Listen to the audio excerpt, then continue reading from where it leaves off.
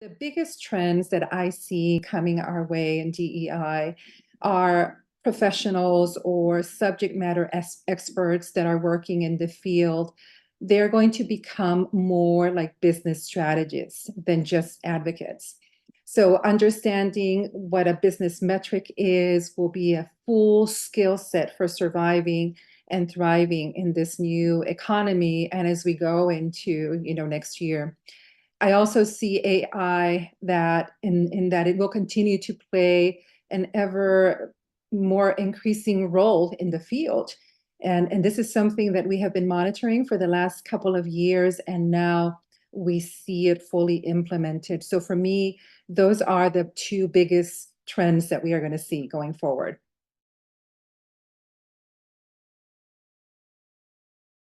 We are seeing organizations either doubling down on what their DEI efforts will continue to be, but we also are seeing a great number of organizations that are doing the opposite of that, and that is dismantling or completely getting rid of their diversity efforts.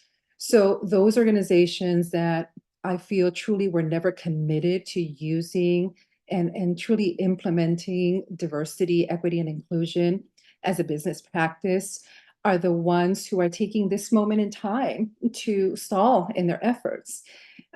Many companies have moved away from DEI in the past 2 years. I'm serving it. I'm in the great state of Texas.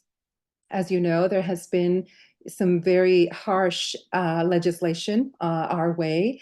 And so, as I monitor what we are seeing, not just in Texas, but in other states that are mirroring some of the same legislation, we understand that more than ever, there has to be a shift in how professionals understand the business case of diversity and how they are going to be able to survive during this time.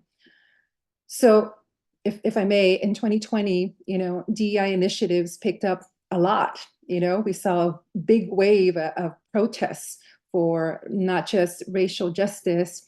This was in the wake of, if you remember, George Floyd, but companies were also spending a lot of money, over $7 billion a year in DEI related efforts.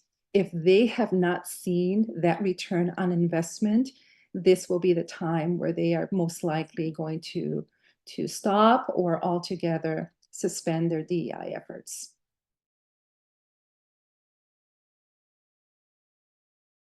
Well, dismantling DEI has become a core mission of the conservative political movement, and we know that just by reading. And this is public knowledge; is not something that I am just venturing out to say. And we understand that now with this new administration, with now elected President Trump being at the helm, we are going to see so much more of that. So the anti-DEI lawsuits will continue to grow. Anti-DEI legislation, as I just mentioned, for Texas, we have seen it through, already efforts in place, but we're going to see more of that to continue.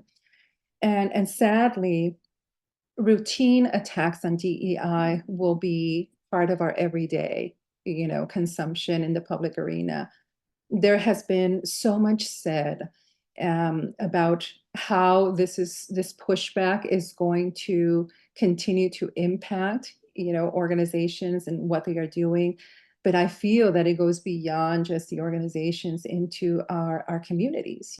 So I think that it is so important that we are all prepared, that we prepare and that we are ready to support not just the organizations that have initiatives in place, but the individuals that are running these initiatives, and why we have to bring up the value of DEI as a business imperative that also touches the different communities that they are, a part of. So anything that comes our way in the next year in terms of division and hate and language that frankly, we have never seen before, we must be ready for that.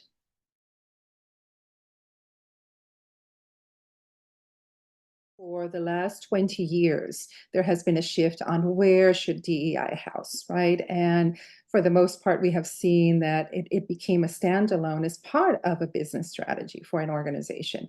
So many of these DEI officers became their own person, and the reporting structure would go directly to the CEO.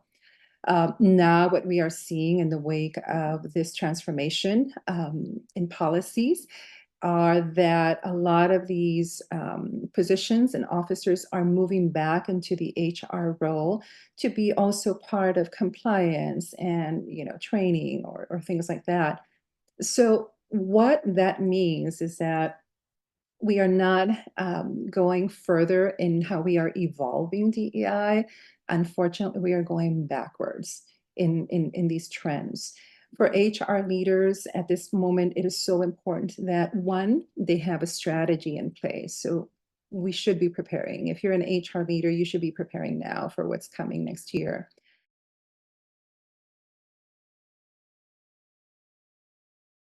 First and foremost, you need to be able to have a very deep and honest conversation with your CEO or your leadership team. And the conversation needs to center around the sustainability of DEI as a business imperative. There has to be an understanding from the get-go of what this business strategy is and what, if any, will be some of the repercussions if it has to change.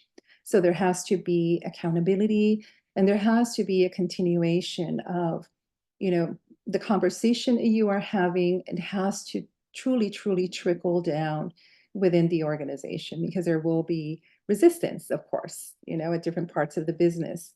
But I think that the conversation really needs to be open and honest, to where you have to have, as a leader, as an HR leader, a true understanding of where the organization is going. Because if it is not going to sustain or support or continue your DEI initiative, you need to know that. You need to know that, sooner rather than later. If there is any wavering in their commitment to DEI, then you must be ready to have a plan B and a plan C, and that has to be ready to go. But, if you think about the fact that even under the most pessimistic scenario, and I'm not a pessimistic person, but I have to think that way now, many forms of DEI will remain lawful under the Trump presidency. We know that. And these can include, how do we broaden candidate pools? How do we do structured interview processes? Mentorship, coaching, all of those are things that need to continue and need to be open to all. How do we do or conduct employee education and training? Those are all very important conversations that will need to continue regardless of, what's coming into place next year, or even if the DEI program doesn't exist anymore. What is really important to understand is, on terms of what legal protections are for the different groups and how we define those, you must have a very clear understanding of where your organization is, what its values are, what is the objective of the organization moving forward, so you know what you need to do to prepare.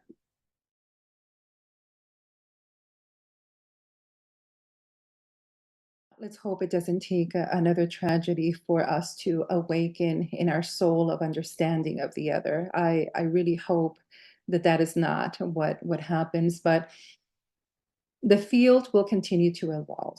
That is certain, and it will become more and more of a global part of what we do. I say this because this year I had the opportunity to travel to Argentina and my home country of Mexico. And I was so pleasantly surprised to see the many, many organizations that are implementing DEI initiatives, in countries that we have never seen that happen before. So I know that maybe we in the United States are taking a step back in what we know globalization is going to be and the continuation of diversity. But I really do feel that in some way or other, the world is shifting and the world is moving into being more inclusive and more tolerant and more accepting in its practices. So I know that that will continue to be. As far as the legal environment, I feel that it will be increasingly challenging. We will have, as I mentioned before, certain legislation or laws or even mandates. We hear a lot that about that word, the mandates, that I know it can be scary for people, and I've seen colleagues that have just they throw their hands up in the air and say, why are we even bothering with all of this? It's becoming more of a risk to our careers, to our profession, to even our organizations. But I feel that even under the worst scenario, they have to continue, and they will continue. We just need to meet this moment with conviction, with the certainty that we are doing the work that is important to be done. And this is the perfect moment for HR individuals, for practitioners, for everyone to really stay connected. I know that sometimes it's easy to just retrieve because it's scary. This is not the time for that. This is the time to stay connected. This is the time to come together. This is the time to become a network that is supporting the work that you will continue to do, because it will happen.